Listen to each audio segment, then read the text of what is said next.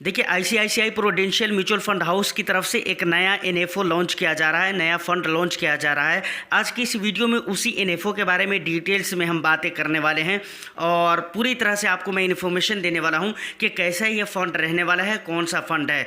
तो वीडियो बहुत ही इंटरेस्टिंग होने वाली है, तो एक लाइक कर दीजिए, शेयर कर दीजिए। चैनल को अभी तक अगर आपने सब्सक्राइब नहीं किया तो चैनल को भी ज़रूर सब्सक्राइब कर लें। देखिए, सबसे पहले एक चीज़ मैं आपको पहले क्लियर कर दूं, वरना बाद में आपको लगेगा कि भाई टाइम पास कर दिया मैंने। तो इससे पहले कि मैं आपको बता देता हूं कि देखिए, अगर सिर्फ ओनली एनएफओ के बारे में आप जानना चाहते हैं ना, तो वीडियो को आप भगा कर देख सकते हैं, कुछ आगे करके आप देख सकते हैं, जहां पर आपको एनएफओ कब ओपन होने वाला है, कब क्लोज होने वाला है, इसको मैनेज करने वाले लोग कौन होंगे। दूसरी बात, और भी सारी डिटेल्स जो कि एनएफओ से रिलेटेड होती है, वो सारी चीज़ें आपको मिल जाएगी। तो आप वीडियो को आगे भगा कर देख सकते हैं, या आपकी मर्जी के ऊपर डिपेंड करता है। लेकिन मुझे लगता है कि ये फंड एक सेक्टरल एंड थेमेटिक फंड है जो कि एनर्जी सेक्टर के ऊपर डिपेंड है। तो आपको ये जानना बहुत ही ज़रूरी है कि पास्ट में इंडिया के अंदर एनर्जी का जो सेक्टर है, इसकी ग्रोथ स्टोरी क्या रही है, प्लस हम आने वाला टाइम में निवेश करेंगे या फिर आने वाले 10 साल, 15 साल, 20 साल के लिए जो निवेश करेंगे, तो इंडिया के अंदर इसकी ग्रोथ स्टोरी क्या रहने वाली है फ्यूचर में। तो इन दोनों मैटर पे हम बात करेंगे। तो मुझे लगता है कि आप म्यूचुअल फंड के जरिए या फिर डायरेक्टली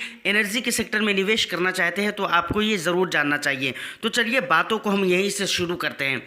सबसे पहले अगर मैं एनर्जी सेक्टर की बात करूं और 2003 की बात करूं, तो 2003 एक ऐसा साल था कि उस साल में, सिर्फ एक साल में एनर्जी के सेक्टर ने 70% का रिटर्न्स दिया हुआ था। जी हाँ, एक साल में 70% का रिटर्न्स दिया था। वहीं पर अगर मैं बात करूं 2008 की गिरावट की, वो सबको याद है, आपको भी याद होगा।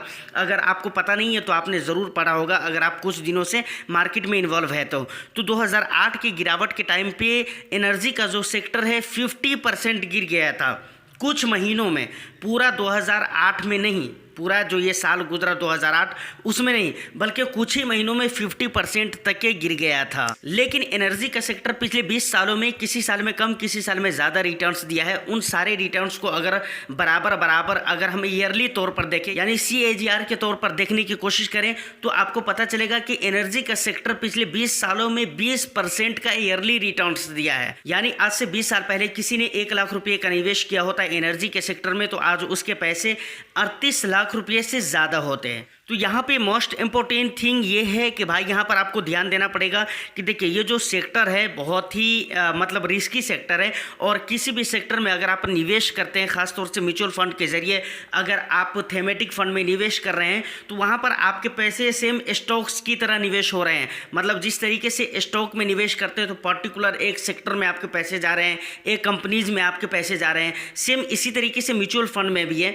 कि किसी थेमेटिक फंड में आप निवेश करते हैं तो एक कंपनी में तो नहीं, लेकिन एक सेक्टर में आपके पैसे जा रहे हैं। तो पूरा जो आपका रिस्क मैनेजमेंट का जो हिसाब किताब होता है वो एक सेक्टर के ऊपर डिपेंड करता है। तो ये बहुत ज़्यादा रिस्की हो जाता है। तो उम्मीद है कि यहाँ तक कि आपको सारी बातें क्लियर हो चुकी होगी। अब मैं आपको ये बताऊं कि आने वाला टाइम में, यानी फ्यूचर में, इंडिया के अंदर जो एनर्जी का सेक्टर है इसकी ग्रोथ स्टोरी कैसे रहने वाली है। उससे पहले मैं चाहता हूं कि जो एनएफओ है उसके डिटेल्स मैं आपको पहले बता देता हूं, उसके बाद फिर हम इस पर बात करेंगे। देखिए, ये NFO ICICI mutual fund house की तरफ से लॉन्च किया जा रहा है, जिसका पूरा नाम है ICICI prudential energy opportunities fund. समझ रहे कि नहीं?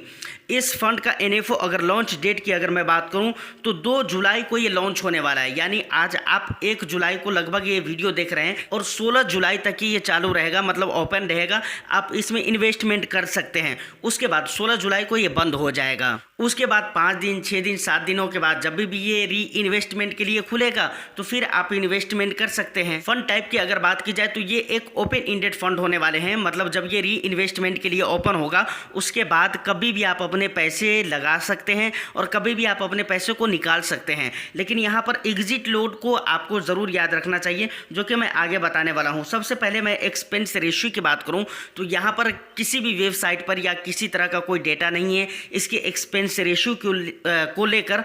तो मुझे लगता है, मैं अपने हिसाब से बता रहा हूँ, एक अंदाजे के मुताबिक अप्रोक्स इसका जो एक्सपेंस होने वाला है 0.60% से लेकर 0.75% तक के ये इसका एक्सपेंस हो सकता है। है, इस बीच में, इसके आसपास में हो सकता है। एक अंदाज़ा मैंने आपको बता दिया है। मैंने आपको कहा ना कि कभी भी आप इस फंड में पैसे निवेश कर सकते हैं और कभी भी निकाल सकते हैं, लेकिन आपको ध्यान यहाँ पर एग्जिट लोड का ये रखना पड़ेगा कि अगर आप 3 महीने से पहले अपने पैसे को रिडीम करते हैं तो वहाँ पर आपको 1% का एग्जिट लोड लग जाएगा। बेंचमार्क की अगर मैं बात करूँ तो निफ्टी एनर्जी TRI इसका बेंचमार्क इंडेक्स होने वाला है। फंड मैनेजर की अगर बात की जाए तो 2 फंड मैनेजर मिलकर इस फंड को मैनेज करने वाले हैं। सबसे पहला है शंकरन नरेन और दूसरा है नित्या मिश्रा। ये दोनों फंड मैनेजर मिलकर इस फंड को मैनेज करने वाले हैं।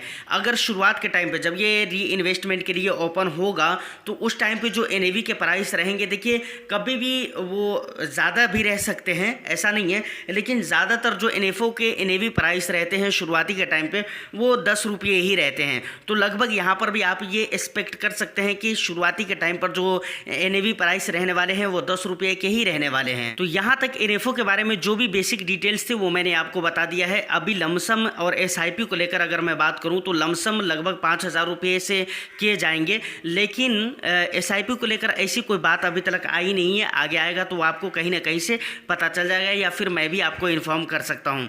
तो यहाँ तक ये सारी डिटेल्स हो गए NFO के बारे में।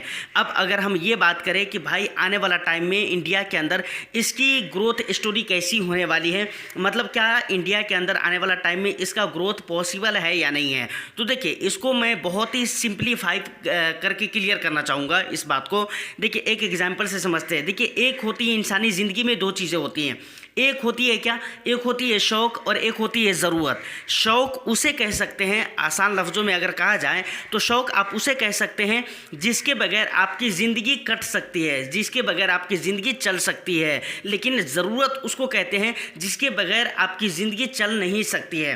अब अगर मैं बात करूं एनर्जी की, तो एनर्जी की ज़रूरत हर इंसान को है, हर व्यक्ति को है। किसको एनर्जी की ज़रूरत नहीं है? देश के अंदर गाड़ियाँ बढ़ रही है, इंफ्रास्ट्रक्चर बढ़ रहे हैं, इसके अलावा और भी दूसरी चीज़ें बढ़ रही हैं जो इस क्षेत्र के हैं, और इन सारी चीज़ों को मैनेज करने के लिए क्या क्या चाहिए? गैस चाहिए, पावर चाहिए जिसे बिजली वगैरह कहते हैं हम। उसके बाद क्या कहते हैं कि वो पेट्रोलियम चाहिए। ये सारी चीज़ें ज़रूरत की चीज़ें हैं जो कि आगे की तरफ इसकी महंगाई आप देख लीजिए। पिछले 10 सालों में 2024 चल रहा है, 2014 से आप कैलकुलेट कर लीजिए कि इसके पहले 2014 से या 14 से पहले के भाव क्या थे, या फिर आप ये देख लीजिए कि 2010 से पहले इसके रेट क्या थे। पेट्रोल के रेट 2010 से पहले क्या थे, डीजल के रेट क्या थे 2010 से पहले, गैस के रेट क्या थे, और आज की डेट में उसके रेट कहाँ पर जा चुके हैं। अच्छा, किसी भी चीज़ की रेट कब बढ़ती है? जबकि उसके डिमांड बढ़ते हैं, तब तो उसका रेट बढ़ता है ना भाई। अगर किसी चीज़ का डिमांड ना हो, सप्लाई ना हो, तो भाई रेट कैसे बढ़ेगा? ये चीज़ समझने वाली बात है। तो यहाँ पर मैं ये कहना चाह रहा हूँ कि भाई गैस, पेट्रोलियम, पावर, ये हर इंसान की ज़िंदगी में ज़रूरत की चीज़ है। तो ऑफ कोर्स इसकी ज़रूरत इंसान को कभी ख़त्म नहीं होगी, तो इसका डिमांड भी कभी ख़त्म नहीं होगा। तो यकीन मानिए कि इंडिया के अंदर इसका ग्रोथ भी कभी रुकने वाला नहीं है, मैं ये कहना चाह रहा हूँ। तो शॉर्ट में अगर कहा जाए तो ये कह सकते हैं कि आने वाला जो फ्यूचर आ रहा है एनर्जी के सेक्टर के लिए बहुत ही ब्राइट होने जा रहा है। तो यकीनन इस सेक्टर में उम्मीद और ज़्यादा चांसेस है कि अच्छे खासे पैसे बनने वाले हैं। तो अगर आप रिस्क लेना पसंद करते हैं, क्योंकि मैंने शुरू में ही कहा है, आपको मैंने बता दिया है कि गिरावट भी यहाँ पर किस हिसाब किताब से हो सकती है और रिटर्न्स भी आपको किस हिसाब किताब से मिलते हैं। रिस्क की अगर मैं बात करूँ तो रिस्क यहाँ पर रहेंगे ही, समझ रहे हैं। सेक्टरल एंड थीमेटिक फंड है तो रिस्क तो ऑफ कोर्स यहाँ पर रहने वाले हैं। तो अगर आप रिस्क लेकर पैसे जनरेट करना चाहते हैं, रिटर्न्स बनाना चाहते हैं, तो आप इस फंड में निवेश कर सकते हैं। दूसरी बात, अगर आपके पोर्टफोलियो में ज़रूरत हो इस तरह के फंड की, तभी भी आप निवेश करिए, वरना आपको निवेश करने की ज़रूरत नहीं है। बाकी आप अपने समझदारी के हिसाब से निवेश करिए। देखिए रमज़ान भाई ने इस NFO को लेकर मुझे इन्फॉर्म किया था, मुझे पहले भी पता था, लेकिन मैं बाद में सोचा कि जब रमज़ान भाई की तरफ से ये आ गया है कि भाई इस पर कुछ वीडियो वगैरह बनाइए, तो मैं इस वीडियो को सिर्फ एजुकेशन पर्पस के मकसद से बना रहा हूँ, समझ रहे हैं। मेरा मकसद बिल्कुल ये नहीं है कि आपको इन्वेस्ट करना है या नहीं करना है, ये आपके अपनी मर्जी के ऊपर डिपेंड करता है। उम्मीद करता हूँ कि मुझे जो भी मुनासिब डिटेल्स लगी वो सारी चीज़ें मैंने आपको बता दी है। फिर भी आपको अगर कुछ भी डाउट रहता है तो आप मुझे कमेंट सेक्शन में बता सकते हैं, या नहीं तो इंस्टा पे आप मैसेज कर सकते हैं, ट्विटर पे भी फॉलो वगैरह कर सकते हैं, फेसबुक पेज को भी लाइक कर सकते हैं। ये सारी चीज़ें हैं बी फाइनेंसर के, तो उन सारी जगहों पर अपना प्यार ज़रूर दीजिए। मैं फिर मिलता हूँ किसी नेक्स्ट एंड इंटरेस्टिंग वीडियो में। जब तक के लिए all the best. Thank you for watching. सारी लिंक्स आपको वीडियो की डिस्क्रिप्शन में मिल जाएगा। All the best.